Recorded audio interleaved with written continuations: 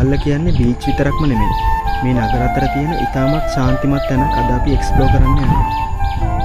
මේ තමයි යටගල රජමහා විහාරය. ගල්ලෙනක් මැද්දේ සැඟවුණු පුරාණ බෞද්ධ පන්සලක්.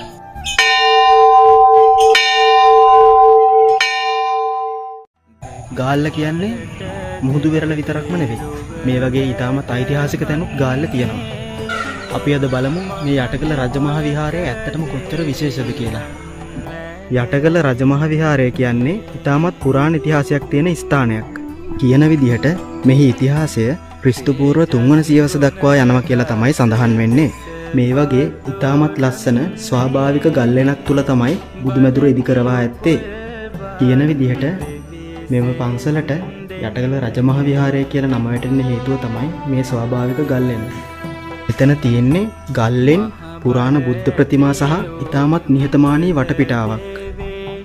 මේ ගල් කන්දම පන්සලට ස්වාභාවික ආරක්ෂාවක් දෙනවා වගේ තමයි මට නම් පේන්නේ. ඇත්තටම මෙතනට ඇවිල්ලා ඉන්නකොට මාරම නිදහසක් හිතට දැනෙන්නේ.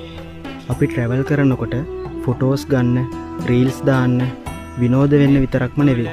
මේ වගේ තැන්වලට ඇවිල්ලා අපේ මනසටත් නිදහසක් ලබා දෙන්න ඕන. ඉතින් ඔයාලත් ගාල්ලට එනවා නම් අනිවාර්යෙන්ම එන්න ඕන තැනක් තමයි මෙන්න මේ කියන ඓතිහාසික යටගල රජමහා විහාරය කියන්නේ. මේ වගේ තව ලස්සන තැන්වල වීඩියෝස් බලන්න ඕන නම් මගේ Facebook එක ෆලෝ කරලා තියාගන්න.